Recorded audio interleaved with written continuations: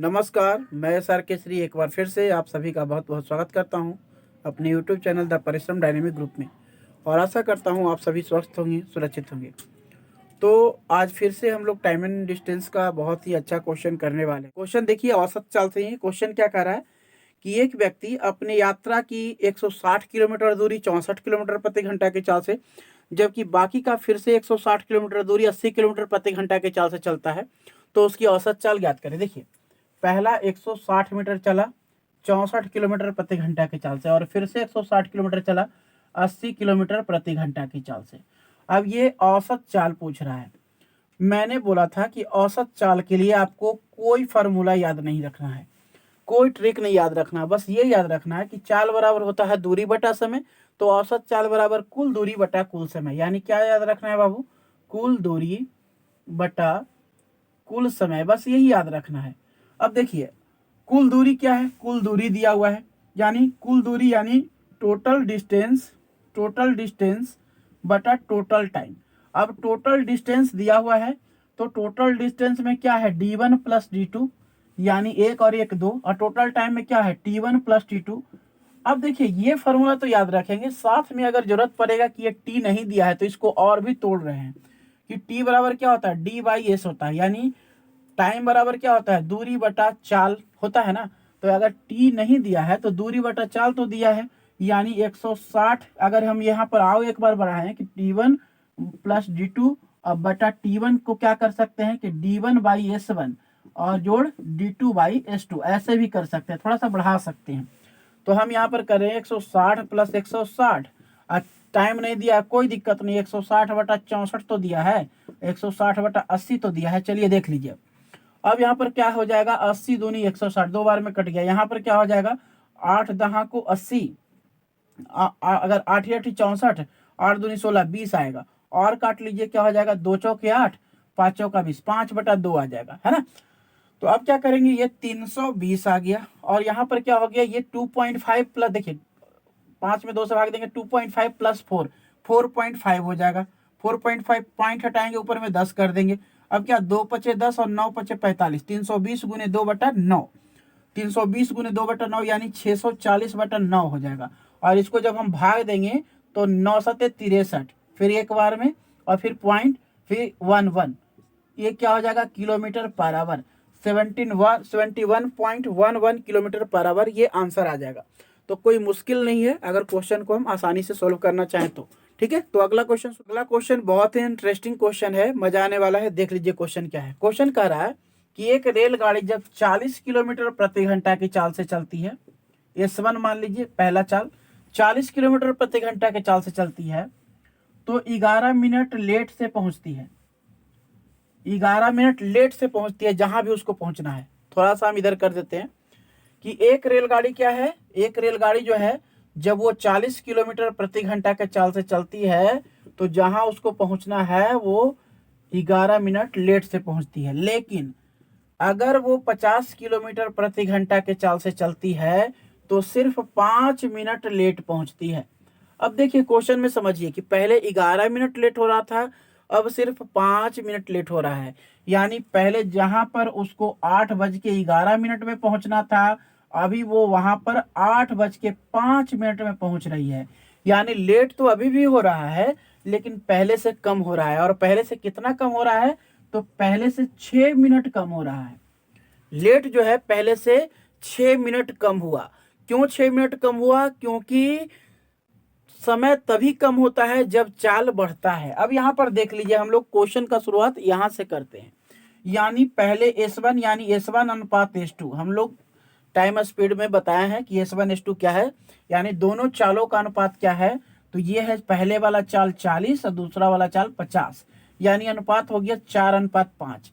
तो अगर S1 S2 का अनुपात 4:5 है, तो T1 और T2 का अनुपात क्या हो जाएगा? 5:4 हो जाएगा।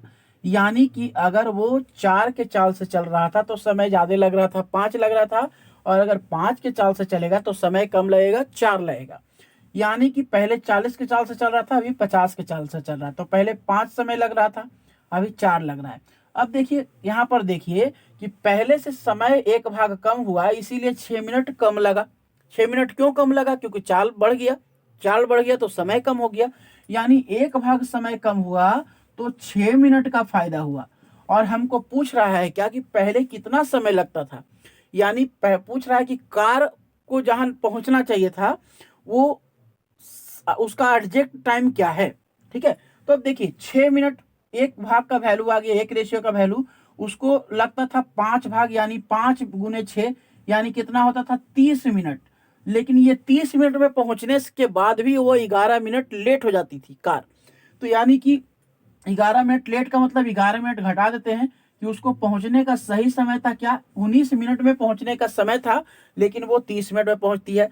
देखिए इससे निकाले तब 19 मिनट आया, आप इससे भी निकालेंगे तो वही आएगा। क्यों? क्योंकि देखिए 4 × 6 करिए, 1 भाग का वैल्यू अगर 4 मिनट आया तो 4 का वैल्यू क्या आ जाएगा, 4 × 4 = 24 मिनट, यानी 24 मिनट में पहुंचती है। 24 मिनट पहुंचती है तो लेट कितना होता है भाई, तो 5 मिनट लेट होता है। तो 5 इसमें से भी घटाइए, तब भी आया 19 ही मिनट, यानी उसका पहुंचने का समय था 19 मिनट। पहले पहुंचता था वो कितना मिनट में, तो पहले पहुंचता था 30 मिनट में, जिसके कारण उसको 11 मिनट का लेट हो जाता था। जब स्पीड बढ़ाया तो पहुंचने लगा कितना में, 24 मिनट में, तभी उसको 5 मिनट का लेट होने लगा। तो ये क्वेश्चन सॉल्व हो गया। इस तरह से आप क्वेश्चन को आसानी से बना सकते हैं। चलिए अगला क्वेश्चन भी बहुत आसान है। क्वेश्चन क्या कह रहा है कि ए तथा बी के चलने का यानी चालों का अनुपात 2:3 है। अब कह रहा है कि यदि बी किसी निश्चित दूरी को तय करने में 36 मिनट का समय लेता है तो उसी दूरी को तय करने में ए कितना समय लेगा। देखिए चालों का अनुपात लिखा हुआ है, ए तथा बी के चालों का अनुपात S1:S2 या SA अनुपात, ए का चाल SB का मतलब बी का चाल। ए तथा बी के चालों का अनुपात क्या है बाबू, 2:3 है।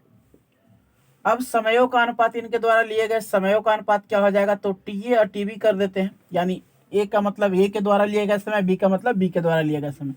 तो चाल का उल्टा समय मैंने बता रखा है बहुत बार, तो 3:2 हो जाएगा। यानी अगर ए 2 के चाल से चलेगा तो उसको समय ज्यादा लगेगा, और बी अगर 3 के चाल से चलेगा तो उसको समय ज्यादा कम लगेगा।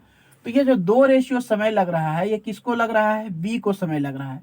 और ये जो बी समय है 2 रेशियो, और ये 2 रेशियो का वैल्यू कितना है, 36 मिनट लग रहा है। किसी निश्चित दूरी को 36 मिनट में तय कर रहा है।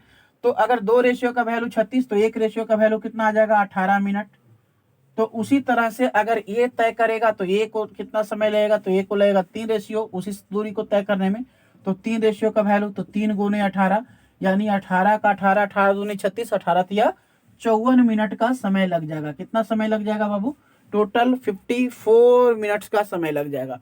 क्वेश्चन बहुत ही आसान है, देख लीजिए आपके स्क्रीन पर है। क्वेश्चन कह रहा है कि ए तथा बी के चालों का अनुपात 2:3 है। ए तथा बी के चालों का अनुपात 2:3 है। इस तरह से ए किसी निश्चित दूरी को तय करने में बी की अपेक्षा 10 मिनट अधिक समय लेता है ना। तो कह रहा है कि यदि ए का चाल दोगुना कर दिया जाए तो ये उस दूरी को कितने समय में तय करेगा। देखिए ए तथा बी के चालों का अनुपात देख लीजिए, ए और बी है, और चालों का अनुपात यानी S1:S2 यानी SA अनुपात SB कर लेते हैं, ए और बी है, 2:3 है। तो अगर ए का चाल कम है तो समय तो जाहिर सी बात है ज्यादा लगेगा, तो हम TA अनुपात TB कर लेते हैं। TA का मतलब ए के द्वारा लिया गया समय, TB का मतलब बी के द्वारा लिया गया समय, SA का मतलब ए का स्पीड, SB का मतलब बी का स्पीड। तो चालों का अनुपात 2:3 है तो समयों का अनुपात 3:2 हो जाएगा। यानी ए अगर 2 के चाल से चलेगा समय 3 लगेगा, बी अगर 3 के चाल से चलेगा समय 2 लगेगा। तो देखिए ए जो है बी से कितना अधिक समय लग रहा है ए को, तो 1 रेशियो अधिक समय लग रहा है, और जो 1 रेशियो है वो है 10 मिनट, यानी 10 मिनट 1 रेशियो का वैल्यू है, क्योंकि 10 मिनट ए ज्यादा समय ले रहा है, और यहाँ पर रेशियो में 1 रेशियो ज्यादा ले रहा है, तो 1 रेशियो का वैल्यू 10 मिनट निकल गया। इस तरह से ए उसी दूरी को किसी निश्चित दूरी को 3 रेशियो में तय करता है, यानी 3 × 10 यानी 30 मिनट इसको समय लगता है किसी दूरी को तय करने में। अब बात आ रहा है कि अगर ए का चाल दोगुना कर दिया जाए तो वो कितना समय लेगा। तो सीधी सी बात है, अगर चाल दोगुना हो जाएगा तो समय क्या हो जाएगा, आधा हो जाएगा, क्योंकि चाल जो होता है वो समय का विलोमानुपाती होता है। तो अगर चाल कर दिया जाए दोगुना तो समय क्या हो जाएगा, समय हो जाएगा, देखिए इसको अगर ये दोगुना 2 कर दें तो समय क्या हो जाएगा, ये आधा हो जाएगा, है ना। तो यहाँ पर कुछ नहीं करेंगे कि अगर सीधा सा लॉजिक है कि अगर चाल दोगुना कर दिया जाए तो ये समय क्या हो जाएगा, आधा हो जाएगा, और ये हो जाएगा मात्र 15 मिनट हो जाएगा। अगर चाल दोगुना कर देंगे तो जो 30 मिनट लग रहा था वो 15 मिनट हो जाएगा। कहानी यहीं पे खत्म। तो अगला क्वेश्चन भी बहुत ही आसान है। क्वेश्चन क्या कह रहा है, पढ़ लीजिए। क्वेश्चन कह रहा है कि एक कार अपनी यात्रा की आधी दूरी, एक कार अपनी पूरी यात्रा जो है वो 8 घंटे में तय करता है, जबकि यात्रा की आधी दूरी को वह 40 किलोमीटर प्रति घंटा की चाल से और बाकी बची आधी दूरी को वह 60 किलोमीटर प्रति घंटा की चाल से तय करता है। तो पूरी यात्रा की दूरी क्या है, देख लीजिए। टोटल जो समय लगता है वो 8 घंटे का समय लगता है। देखिए, अब इसको हम आसानी से बना सकते हैं जनरल फॉर्मूला से। कैसे, देखिए, हमको पता है कि समय बराबर समय कितना लग रहा है, 8 घंटा।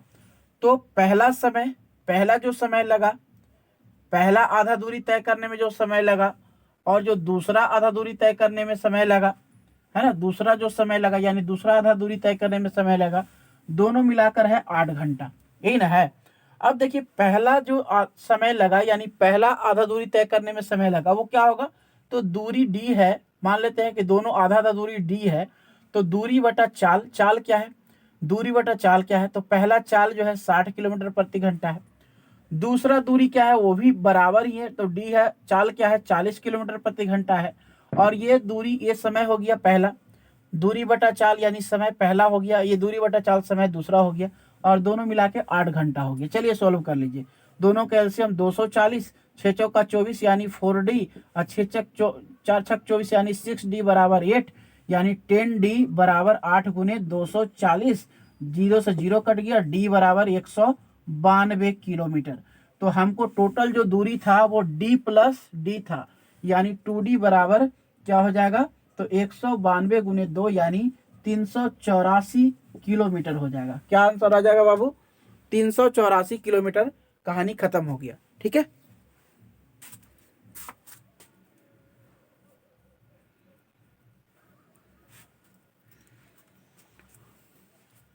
तो कितना आ जाएगा, 192 गुने 2 यानी 384 किलोमीटर। इंटरेस्टिंग होने वाला है। क्वेश्चन क्या है कि क्वेश्चन जो है मैं पढ़ देता हूं एक बार।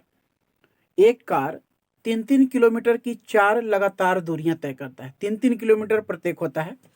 3-3 किलोमीटर की 4 लगातार दूरियां तय करता है। कितना के चाल से, तो 10 किलोमीटर प्रति घंटा के चाल से, 20 किलोमीटर प्रति घंटा के चाल से, 30 किलोमीटर प्रति घंटा के चाल से एवं 60 किलोमीटर प्रति घंटा के चाल से, ठीक है। चारों जो है 3-3 किलोमीटर की है। अब कह रहा है कि औसत चाल निकालिए। तो देखिए, औसत चाल बराबर हम लोगों को एक चीज फार्मूला बताए थे कि चाल बराबर होता है दूरी बटा समय।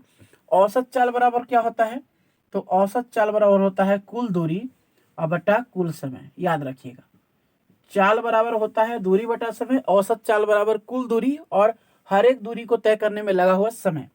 अब देखिए, कुल दूरी तो हमको मालूम है कि 3 + 3 + 3 + 3 है।